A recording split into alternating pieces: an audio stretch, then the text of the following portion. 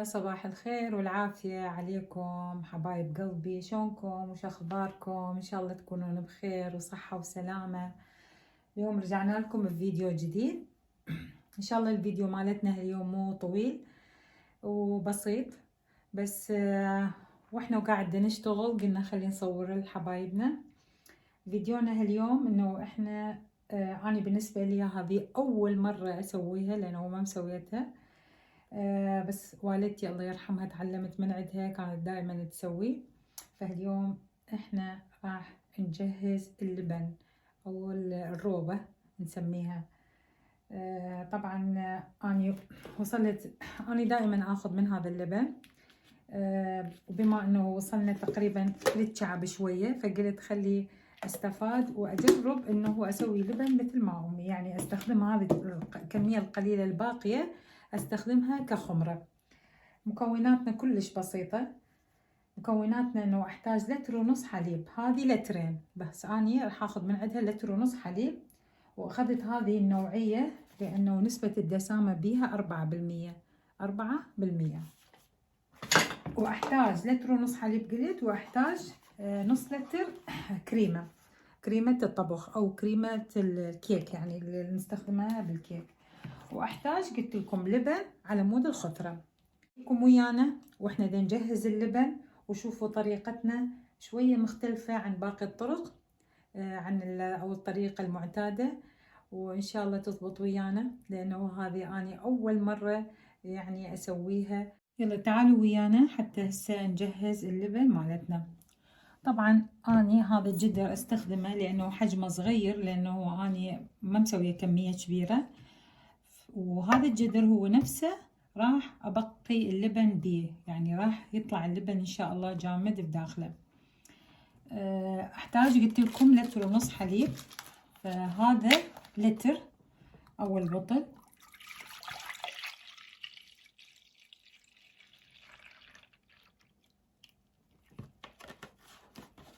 وراح اخذ نص لتر من هذا الحليب.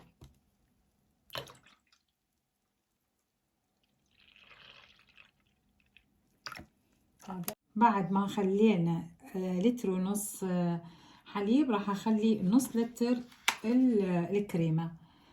احاول الكريمة اخذها شوية.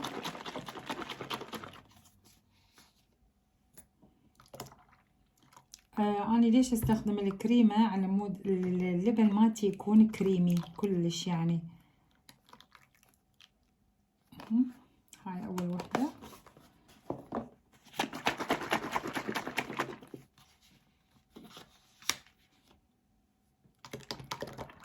وهذه الثانية.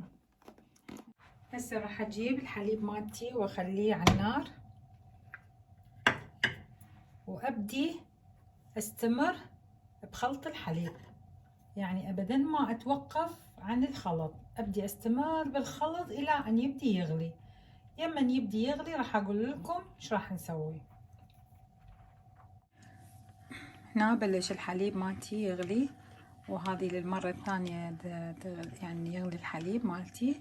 فأجي أول شي أول خطوة أسويها إنه عين الطباخ شوفوه على رقم 3، أنا أحاول إنه أخليه على رقم 1.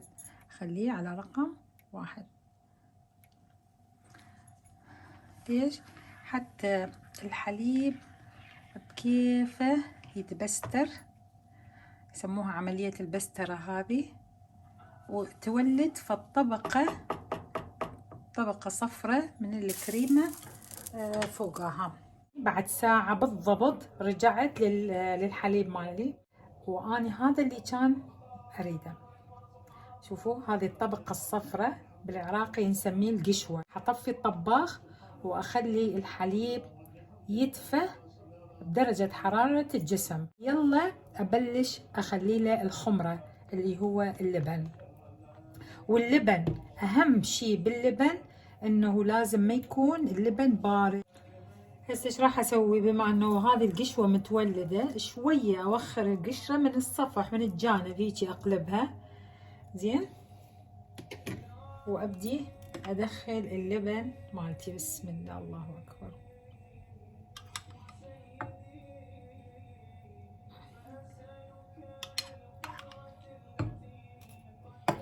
احاول بالملعقة انه احركها بحيث اللبن ياخذ يعني يدخل بالحليب كله على مود تتولد وتصير خمرة.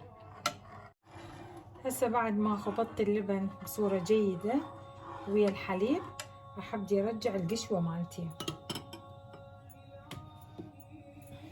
شايفيها بالسكينة ارجعها مثل ما كانت. هسه اهم شي تديرون بالكم عليها.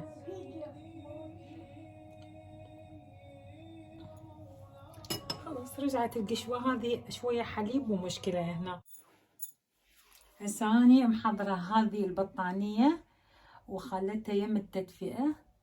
هنا هذه التدفئة، وراح اخلي الجدر مالتي بداخل البطانية.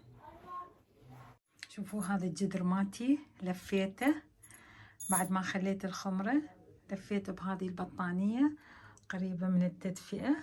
ثاني يوم الصبح صبحنا قلنا خلي نشوف اللبن الروبة مالتنا شلون صارت. ادعوا لنا، ما نعرف لحد الآن ضبطت ويانا ما ضبطت، خلينا نشوف.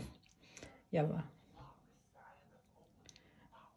يعني هذه القشوة مالتها، بس أنا جايبة سكينة على مود أشوفها. أولا نخلي أشوف إنه من الجانب هو يبين.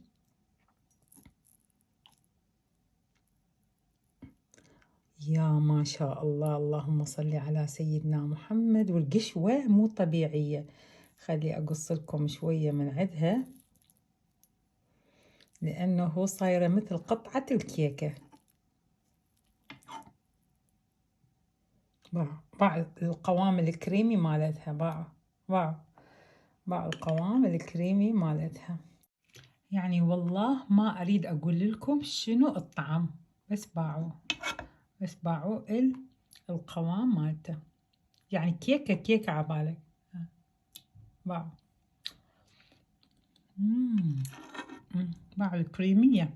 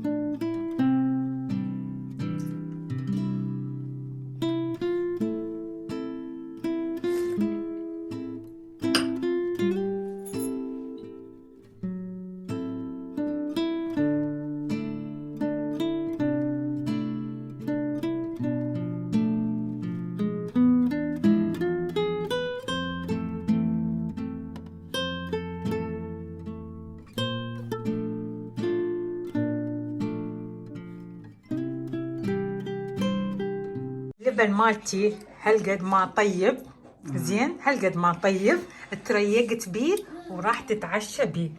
زين ليش؟ ها ليش؟ ها اول يا شيء طيب ايوه زين خوش. لا هو هريسه أي. لا هو جيمر لا هو اللبن اي با هاي فالشغله طالعه جديده فشغله جديده. أي. بس الله عليك لبن توب لو مو توب؟ توب طيب توب.